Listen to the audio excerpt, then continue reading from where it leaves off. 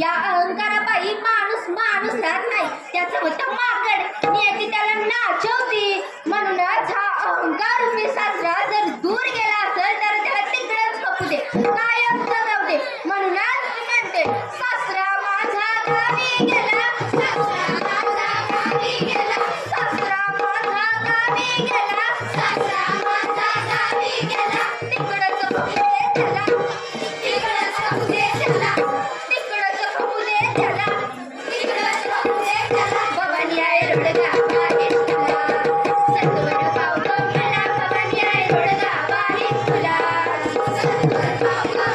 भवानी आहे रडगा बाहेर तुला, सत्वर पाव गं मला. भवानी आहे रडगा बाहेर तुला. सासू माझी जास्त करते, सासू माझी जास्त करते, सासू माझी जास्त करते, सासू माझी जास्त करते. लवकर निर्दय दिला, लवकर निर्दय दिला, लवकर निर्दय दिला, लवकर निर्दय दिला. लवकर निर्दय म्हणजे एन्काउंटर, खटक्यावर बोट, जाग्यावर पलटी. हा अगं सासूने असं काय वाढव मारलं तुझं? अरे इथं सासू म्हणजे माझी खरी सासू हाय काय? मग इथं सासू म्हणजे अप्पल पोटेपणा. समजला? दुसऱ्याला एक बी फोड न देता सगळं अप्पल एकट्याने खाणाऱ्याला म्हणतात अप्पल पोटेपणा. नाही नाही नाही, अप्पल पोटेपणा म्हणजे चूल माझी सरपण माझं, फुटणी माझी दूर माझं, घर माझं, दार माझं, अंगण माझं, अंगणातलं कुत्रं बी माझं. अरे अरे अरे अरे, मी आता म्हणतो साखळीनं बांधून ठेवा. कुणाला? सासूला ना, या अप्पल पोटेपणाला. खरं आहे, या अप्पल पोटेपणाही त्रास होतो, जाच होतो. म्हणूनच म्हणते, सासू माझी जाच करते, सासू माझी गरगटीला, गोडी गरगटीला. अगं जामीन याचं काय गुण मारले तुझं?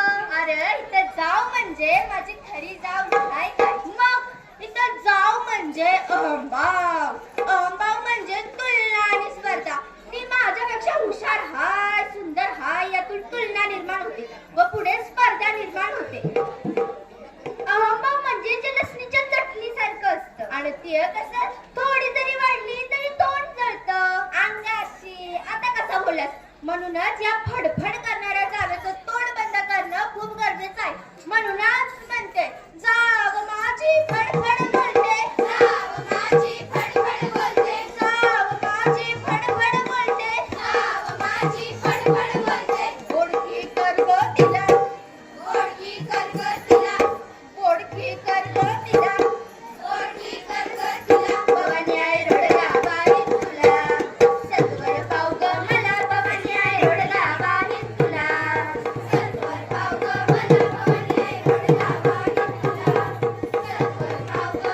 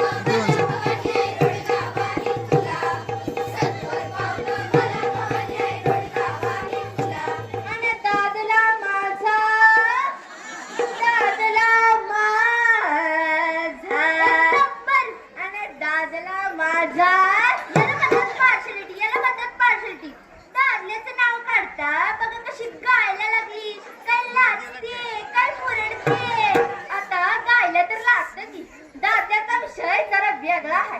आयुष्यातल्या मोठ्या मोठ्या अडचणी असो नाही तर छोट्या छोट्या तक्रारी मुळाशी असतो. खरं आहे की नाही? खरं आहे ना? तर सगळ्या प्रॉब्लेमच्या मुळाशी असणाऱ्या दादल्याचं करायचं काय? तर दादला मारून आहुती देईन, दादला मारून आहुती देईन, मोकळी कर ग मला, मोकळी कर ग मला, मोकळी कर ग मला, मोकळी कर ग मला. अगं आपल्याच हातनी आपल्याच कपाळाचं कुंकू का पुसून घेतेस? अशी आयुष्याची बरबादी का करून घेतेस माझी माय?